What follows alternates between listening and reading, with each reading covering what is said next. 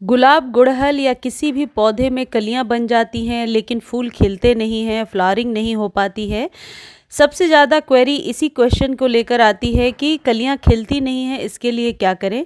तो आज के वीडियो में एक बहुत ही आसान सा एक तरीका आपको बता देती हूँ, जिससे कि आप इसका इस्तेमाल करके बहुत सालों तक सालों साल फ़ायदा ले सकते हैं।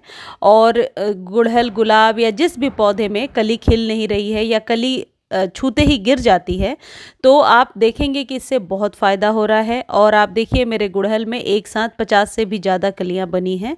और ये देसी गुड़हल है, हाइब्रिड में भी कलियां बन रही हैं। तो कहने का मतलब ये है कि मिट्टी अच्छी रहती है तो पौधे में लगातार फ्लावरिंग होती रहती है। तो जिनके पौधों में कलियां बन ही नहीं रही हैं, उनके लिए भी ये नुस्खा बहुत ही काम करने वाला है। और सबसे अच्छी बात है, अभी जो भी बीज हम लगा रहे हैं, सीड्स वगैरह, जो जैसे गेंदे के सीड्स अभी हम लगा सकते हैं, ये रात रानी है जिनके यहाँ फ्लावरिंग नहीं हो रही है, या हर श्रृंगार में फ्लावरिंग नहीं हो रही है, तो आप इसको दीजिए। जो पौधे डोरमेंट हो रहे हैं उन्हें भी आप इसे दे दीजिए। एरिका पाम या डिफिनबेकिया या एग्लोनिमा, सभी प्रकार के पौधों को आप दे सकते हैं। क्रोटोन जिनके यहाँ सूखने लगा है, उसके मिट्टी में, उसके जड़ों में इस पानी को ज़रूर डालिए।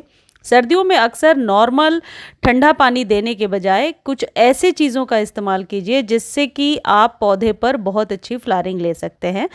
लेकिन उसके पहले एक झलक गार्डन की। और गार्डन धीरे धीरे तैयार हो गया है दिवाली के लिए। आप सबको दिवाली की बहुत सारी शुभकामनाएं। और मेरे चैनल को भी 3 इयर्स कंप्लीट हो गए हैं। फर्स्ट लॉकडाउन के समय ही स्टार्ट किया था, तो इसके लिए भी मैं बहुत खुश हूँ कि 3 सालों से कॉन्टिन्यूअस मैं अपने चैनल पर काम कर रही हूँ और बहुत लोगों का सपोर्ट है मेरे साथ। फ़िलहाल आपको मैं सिर्फ ये दिखा रही हूँ। चलिए अभी काम की बात करते हैं। तो आज ही कई लोगों की क्वेरी थी कि गुलाब पर कली तो बनती है लेकिन कलियां खिलती नहीं हैं। इसके लिए देखिए 2-3 चीज़ें रिस्पॉन्सिबल होती हैं। एक तो सॉइल में बहुत अच्छी मात्रा में पोषक तत्व नहीं है। लेकिन पोषक तत्व कैसे आएगा? जब हम पौधे को लगाते हैं उस वक्त तो कंपोस्ट और सैंड और सारी चीज़ें मिला देते हैं, लेकिन लगातार केमिकल फर्टिलाइज़र का इस्तेमाल भी नहीं कर सकते। तो इसके लिए क्या होता है कि जो फ्री घरेलू चीज़ें होती हैं, जो बहुत ज़्यादा आप कह सकते हैं पावरफुल खाद के रूप में तब्दील हो सकती हैं, आप उनका इस्तेमाल करें। और उसमें एक सबसे बेस्ट चीज़ होती है साग। साग तो सभी के घरों में बनाया जाता है, पालक हो, मेथी हो, और भी बहुत सारे साग आते हैं। और साग का जो आप कह सकते हैं, तोड़ने के बाद जो वेस्ट चीज़ें निकलती हैं जिन्हें हम डस्टबिन में डाल देते हैं, या फिर साग को जब हम पानी में धोते हैं तो आप देखेंगे कि वो जो पानी है वो ग्रीनिश हो रहा है। तो यानी कि साग में बहुत ही प्रचुर मात्रा में फाइबर होता है, जो आपके पौधे के सेल्स के लिए बहुत ही ज़्यादा ज़रूरी होता है। ह्यूमन बॉडी के लिए तो of course it is very necessary, लेकिन हमारे प्लांट्स के लिए भी वो बहुत ज़्यादा ज़रूरी होता है। और साग की जो तासीर होती है वो गर्म होती है, इसलिए साग को हम सर्दियों में ज़्यादा खाना पसंद करते हैं और साग डाइजेस्ट बहुत आसानी से हो पाता है। तो जिन चीज़ों की तासीर गर्म होती है उनको सर्दियों में ज़रूर इस्तेमाल करना चाहिए। साग में विटामिन, मिनरल, फाइबर और प्रोटीन प्रचुर मात्रा में पाए जाते हैं। इसको बनाना कैसे है अभी आज के वीडियो में आपको बता रही हूँ। और ये वीडियो जब आप देख रहे हैं उसके बाद जब भी आपके घर में साग बनता है तो इस वाले जो अभी मैं आपको बना करके दिखा रही हूँ, इस लिक्विड का आप इस्तेमाल कीजिए। इसका कोई नुकसान नहीं है आपके पौधे पर। यदि कई लोगों को ये लगता है कि नहीं, इससे ज़्यादा कुछ फ़ायदा नहीं मिला, तो नुकसान भी कोई नहीं होगा और इसके फ़ायदे ज़रूर होते हैं।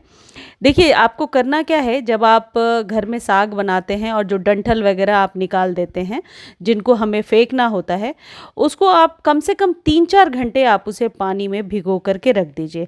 पानी अपने अकॉर्डिंग जितनी ज़रूरत है उतनी ले सकते हैं।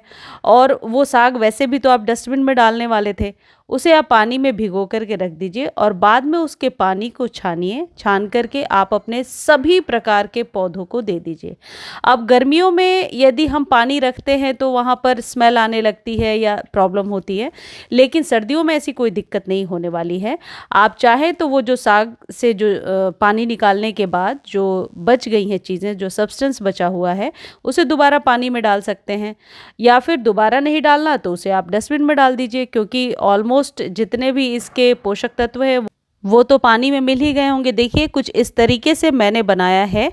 और ये जो चीज़ें हैं डंठल, ये वैसे भी फेंकने वाली चीज़ें थी। इन्हें मैंने 1-2 घंटे सिर्फ पानी में भिगोया और पानी का जो कलर है वो हरा हो गया। उसके बाद इसे मैंने छाना नहीं है, रफली ऊपर से हटा दिया और सभी पौधों को इससे पानी दे दिया।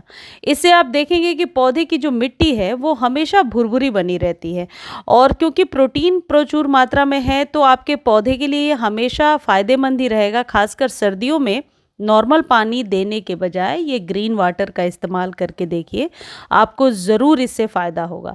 इसे सुबह के समय ही हमेशा दे देंगे पानी तो ठीक रहेगा, क्योंकि ये थोड़ा हेवी हो जाता है जब इसका अर्क पानी में घुलता है तो थोड़ा हेवी हो जाता है, तो इसे सूखना भी चाहिए। कभी कभी सर्दियों में रात भर यदि पौधा पानी में तर रहता है, गीला रहता है, तो कई बार फंगस वगैरह भी क्रिएट हो जाते हैं ज़्यादा ओस, ज़्यादा ठंडक की वजह से। इसको जितने भी इंडोर वाले पौधे जैसे ये एंथूरियम था या फिर ये मनी प्लांट है, एरिका पाम में आप दीजिए, एरिका पाम में बहुत ही ज़्यादा असर बढ़िया दिखाएगा।